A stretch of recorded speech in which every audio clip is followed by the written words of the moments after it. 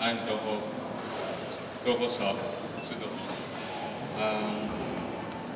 Okay, I have two pieces here. One is the wallpaper which I designed, and the bridge.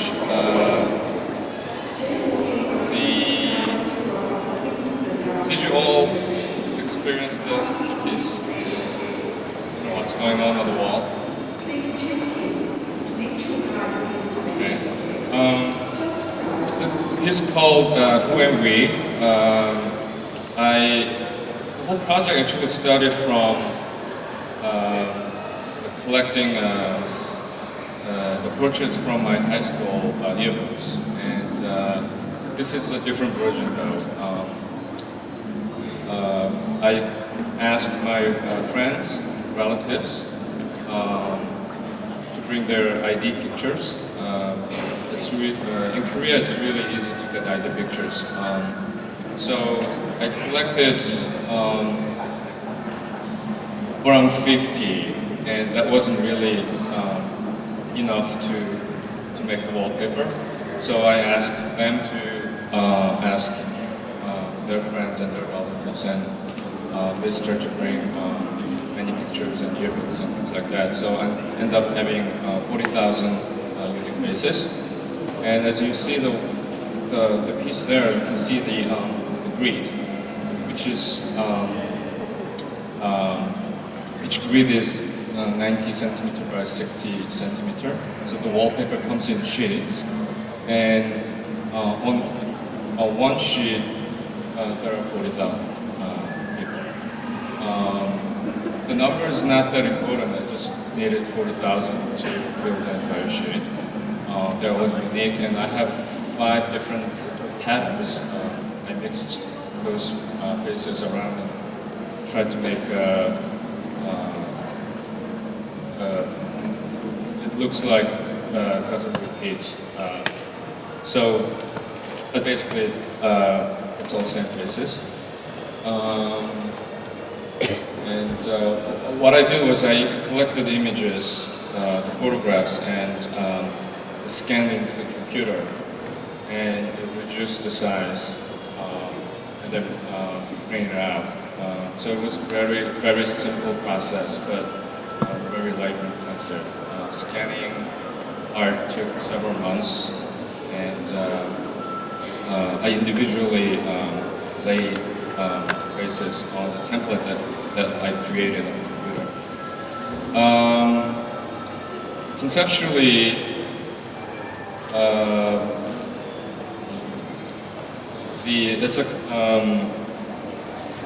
it's a long story, but my interest in general, pretty much everything started from this, my interest in the notion of personal space. And as my thoughts and the piece or works evolves, it was very natural to think about the space between people, interpersonal space. And it was very natural to think about this individual and group of people or collective. So that was one of the wallpaper was one of the result from that thinking, and it's because I pushed the limit in both two different ways. It's a kind of the size of the face is a limit that the human eye can recognize, distinguish the difference between the portraits. It's really small. I thought that was like the smallest size that pictures you can still see the differences. And at the same time, technically, you need a really high resolution to keep those details. So that was kind of smallest size that the current printing technology can reproduce those fine details. And what happens is when you look at the wallpaper, I mean, probably a lot of people here didn't really realize what's going on. I wanted to make something that kind of just become a part of the architecture and just kind of disappears. But when you happen to be near the wall and then discover that there's something going on, and I think when that happened, I think that amplifies or exaggerate. I don't know what's the right word. That kind of sensation actually allow us to think about those issues that I was interested in, and from the distance, it's just like grayish brown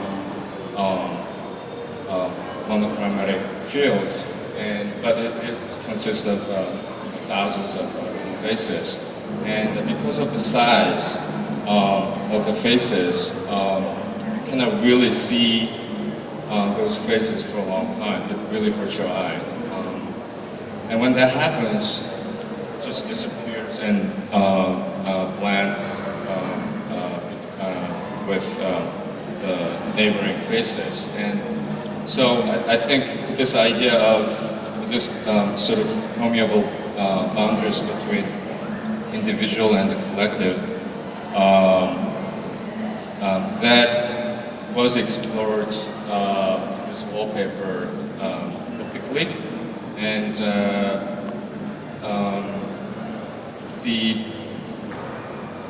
so that it was kind of two-dimensional version, and what you have here, the bridge and different version of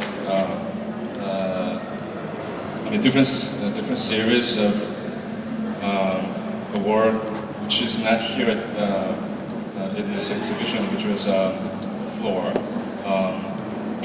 Is like a three-dimensional version of that kind of idea. Originally, this is called Blue-Green Bridge. Originally, it was installed at the Art Sonja Center in Korea. It was a site-specific piece. The bridge was connecting two different spaces. Originally, I wanted to make this one actually something that the audience can walk on, but at the last moment, I changed that idea. But anyway, this is made out of also this tiny little figures, as you already know. I have 6 different shapes, both genders and different races and in different outfits.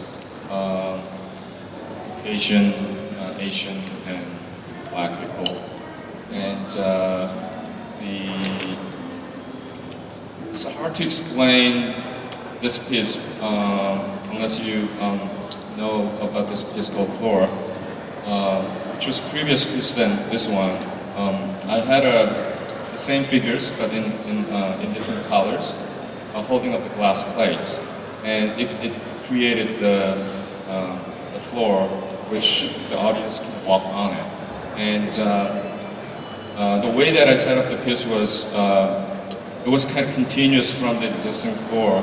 So when you are in the gallery space, you are already on the piece, and you don't know actually you're stepping on the piece. And it's kind of the same experience as a wallpaper. You slowly realize there's something going on, and the distance from the piece to your eye, that's the physical limit that you have, sort of makes you difficult to perceive what's going on. And I think that happens with the wallpaper too. So that's what I meant. This is kind of three-dimensional version. This is a two-dimensional version.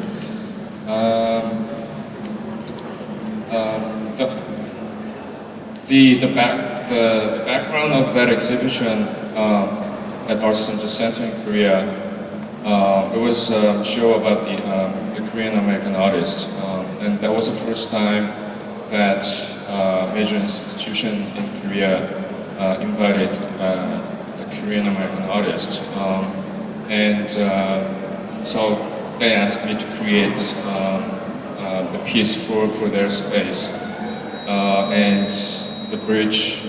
I had this image, a bridge. For a long time, the bridge that connects Korea and the United States, so that really long bridge over the Pacific Ocean. And right in the middle, there's my house. So it's basically you can travel between the United States and the Korea more easily. But that was in my dream anyway. And I wanted to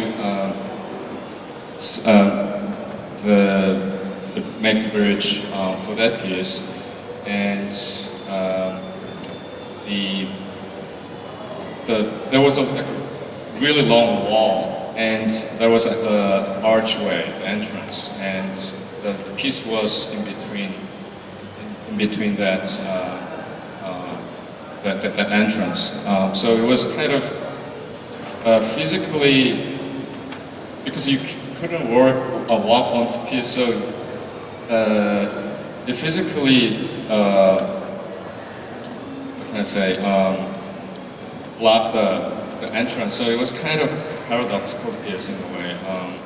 But symbolically, the color and this idea of bridge sort of allow us to connect those two spaces.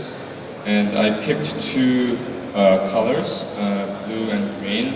Obviously, it kind of symbolized this idea of water and the ocean.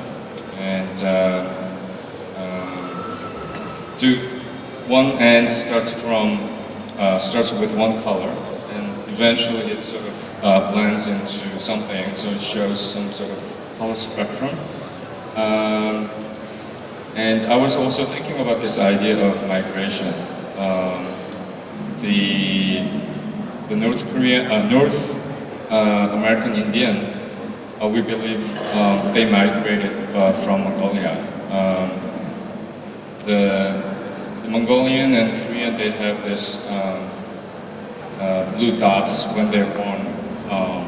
You have this blue dot on your butt. It's called Mongolian dots. And North American Indian has that one.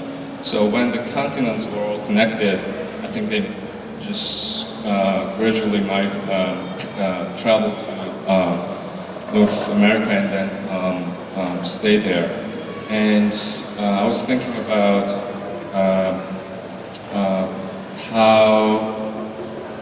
what makes this individual, the figures. Each individual figure has like just one color, and I was thinking about the individual experience of this migration, because some experience you share, but it's all different and individual, but somehow it creates larger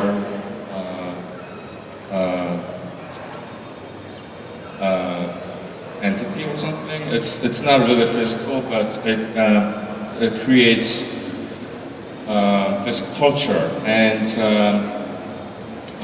I was wondering, why in the States we have this Korean American culture, which is not really tangible, and what makes the Korean culture or Korean American culture different than others. And so it's like a series of various thoughts sort of motivated me to produce this work.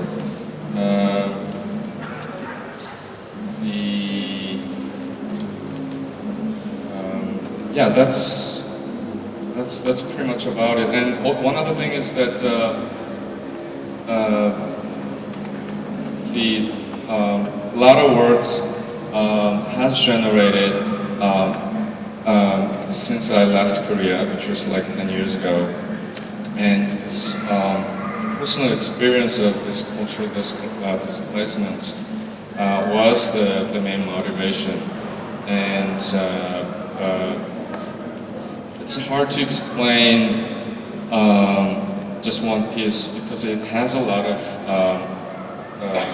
reference from my previous work. So it's hard to explain the context of it, but one of the reasons I was interested in this idea of bridge was bridge as a transitional space. In my previous work, I did a lot of site-specific installations in this transitional space, like the hallway, entrance, or staircase, the space that does film process its own, the space that you use in order to go to your the destination. And I think it's something has to do with my experience leaving home and moving to a different country or different culture.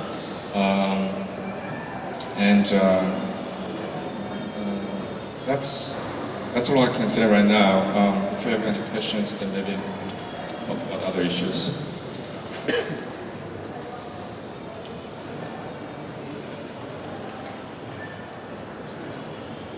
The background wallpaper appears to form a honeycomb shape. Is that correct?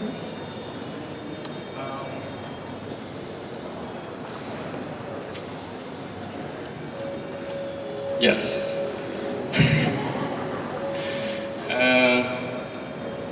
I found what I tried here was there was a lot of conceptual and informal decision that I made, and every decision was very important. And those decisions were all hidden. It's not that obvious. I tried to compress those phases in as much as possible, and that honeycomb configuration was the best way to do it. And yeah, so it was, and also it has a lot of connotations. So you're right. Could I just ask you to, Do-Ho, to talk a little more about the title of this work, which is called Who Am We, and where the process that you came to upon that name? Thanks. Okay. It's grammatically incorrect in English. It should be either who am I or who are we in English. As a foreigner, I think it was easy for me to play with language. In Korean language, this distinction between singular and the plural is kind of blurry. And so if I translate this, the who am I, who are we, it's basically the same. So I think this, and then also in Korea, you don't really say like my country. We say our country, our house, our family.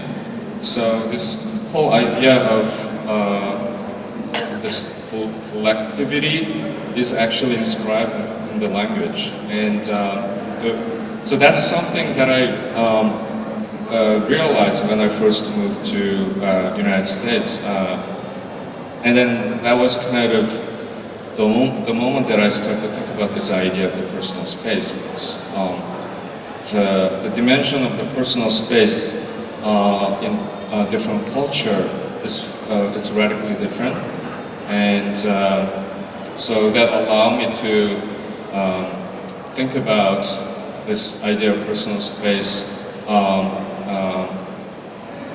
when I was back in Korea, and that sort of generated this idea of the series of work that I produced last 10 years.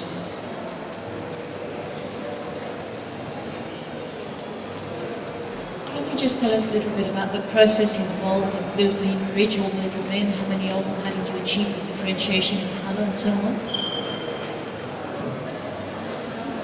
I sculpted the figures in wax and then sent it to toy manufacturer in Korea.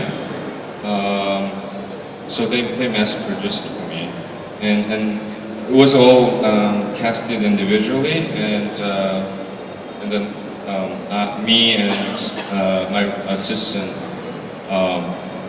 glued each individual figure on the base plate,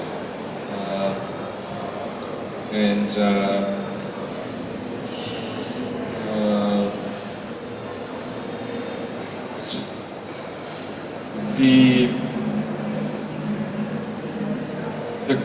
the gradation, we just started, with this panel first, at the end panel first. Like the green, this is pretty much all green, and the other end is pretty much all blue. And then we work way in order to create the smooth transition. So it was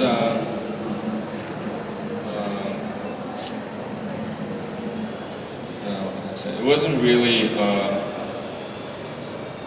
elaborate process. It's just we checked each color at stage very carefully and then tried to create stuff.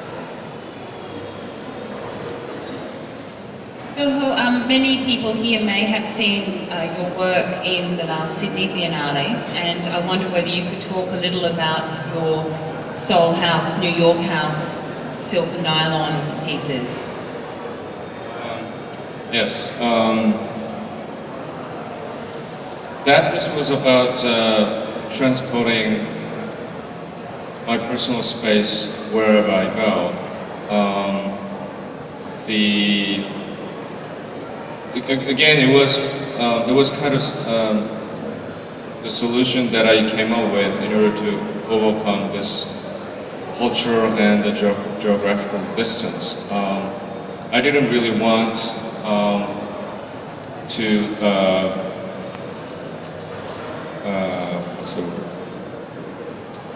it was kind of aggressive gesture in a way. The whole idea of carrying you home, and the first series started back in Korea. I made the exact replica of the inside of my childhood house in Seoul.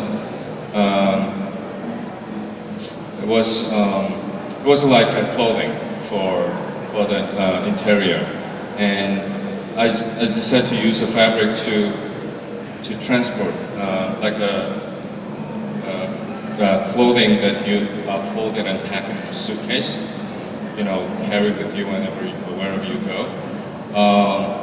And the piece that you probably saw in Sydney was the next series that I did. I did the same thing in my New York apartments, and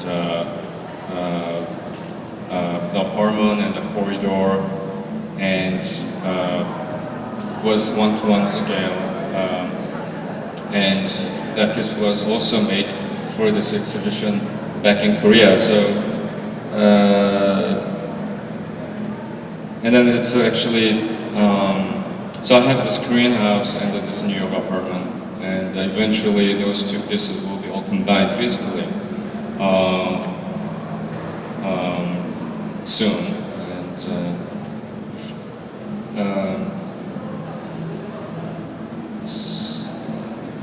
yes, it's about the dealing with this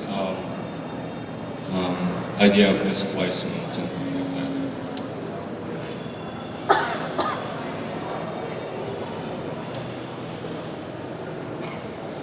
And just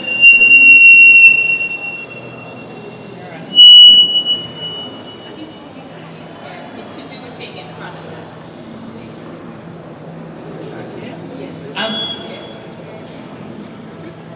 Just stand over here.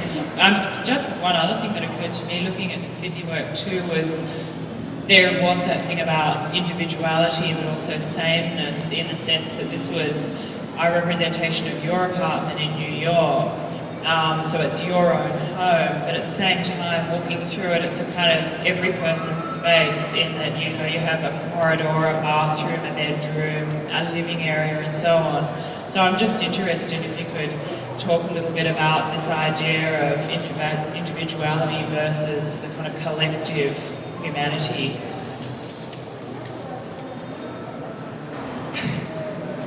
Okay, again, it came really natural because everything started from this idea of personal space. How much space one person can carry, and what is the size of the space that defines individual or individuals, and what makes individual and the group. And so that's like kind of sets of questions that I had first I came to the States. So all these works are sort of different, various attempts to try to find the answer for those questions. But I never found the answers, actually. Because at the end of the process, at the end of the completion of the work, that actually through different sets of questions. So it ended up being kind of process rather than final product. But anyway,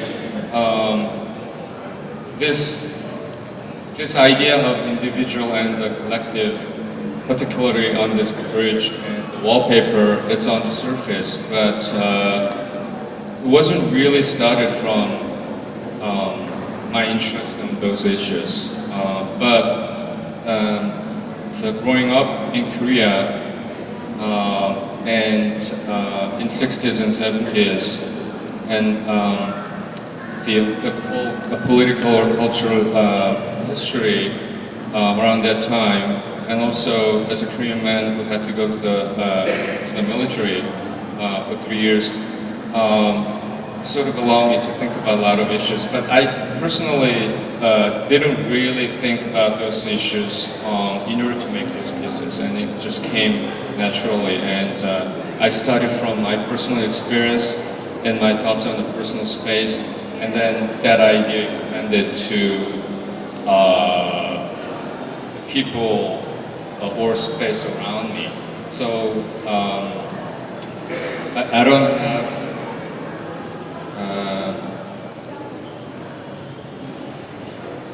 it's not really about the statements on these ideas of Western individualism versus, I don't know what it, the Eastern counterpart, whatever. It was very from the personal space, personal experience.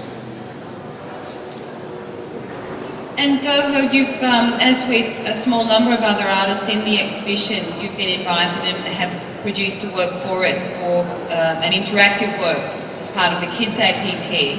So maybe if you could just explain, just speak a little about that work, the conceptual framework of that work.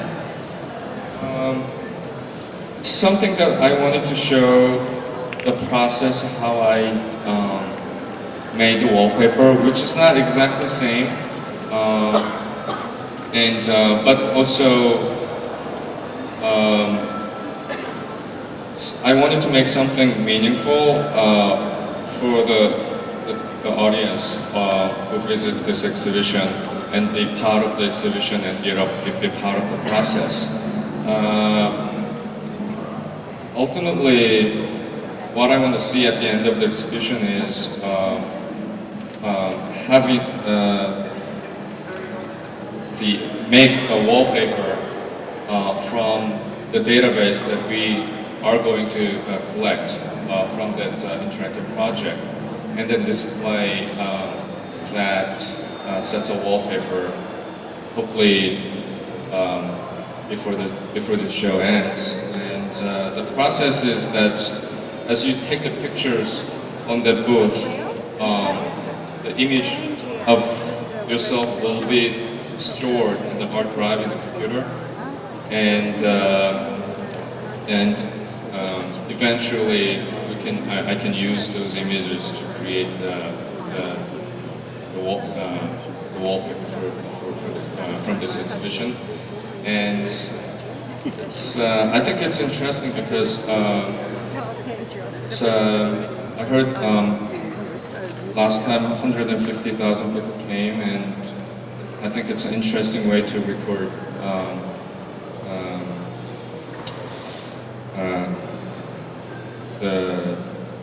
the time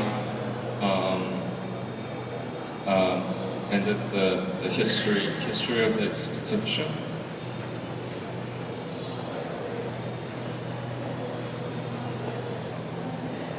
Any more questions? Yeah?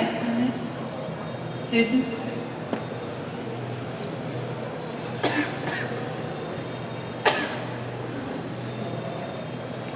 When I look at these works, it seems to me that there's quite a weight of history about them.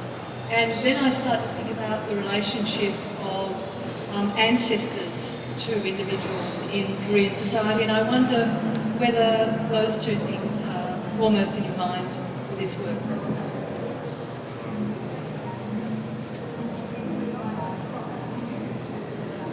Yes, the previous version of this wallpaper, for example, I used my high school yearbook pictures, and I collected images from 1936 to 1983. That's the period that the Korean students had to wear the military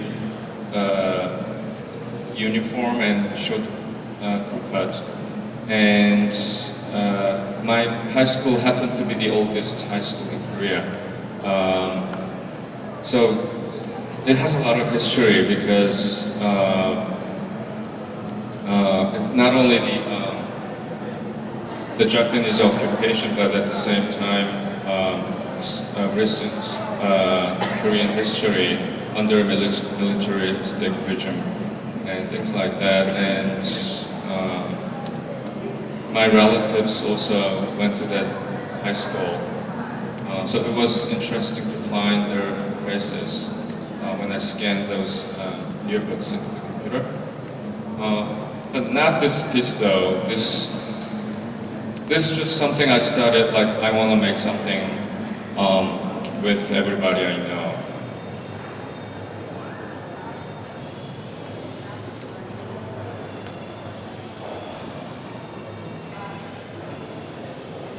So just have one comment and another question. I just wondered why you made images so small. Why you made them so small. They really are tiny, especially for us.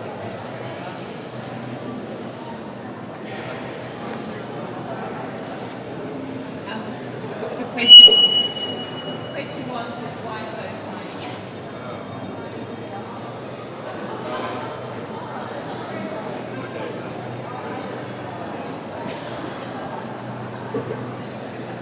I had a similar conversation a couple of days ago. We often, I don't know, it's probably about my self-being in Asian, but we often compare, in Korea, we often compare us as a grain of sand. So I think it's kind of modest and humble way to see ourselves in a bigger picture, like a part of larger society or universe, something like that. But still has difference. So yeah, that's all I can say.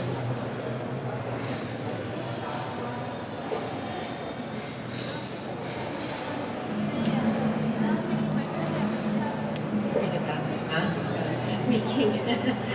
The thing I learned, I suppose, most potently today is the idea of notions that you bring with you from your original culture being inscribed in the language, and the fact that you can't say my country in Korea and play on the grammar who and we. What the piece that you did in Venice, which some of us have seen, and many of us have seen in reproduction, the title of that was Someone, was it? What is that? How does that reference? What is the language reference there? Why is it called Someone? Maybe if you could explain to the people also about that work too. Yeah. Okay, actually the image of that piece in the catalog, it's a kind of a coat of armor made out of military objects, and hundreds and thousands of military objects were put together, and it created sort of metal armor, and it actually comes down to the floor and cover the space, and audience could also walk on the piece. And the title of the piece was Some/One, and yes, it's also play by dividing one word, someone. I think generates interesting idea of this kind of ambiguity between one and many. So that's how I came up with that title, and yeah.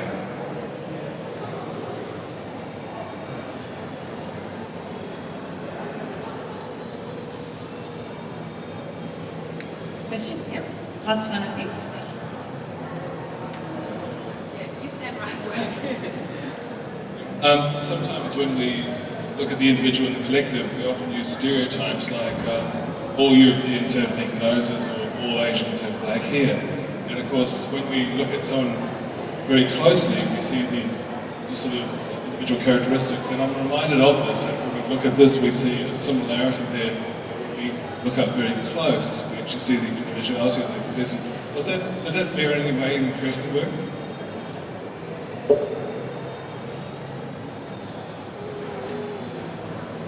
Yeah, I think so. Actually,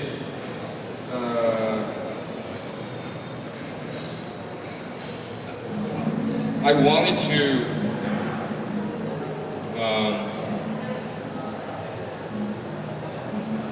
I want people to see the differences. I know the piece physically challenges that. But I think that uneasiness and our physical limit to perceive the difference between 40,000 people actually allow us to think about it.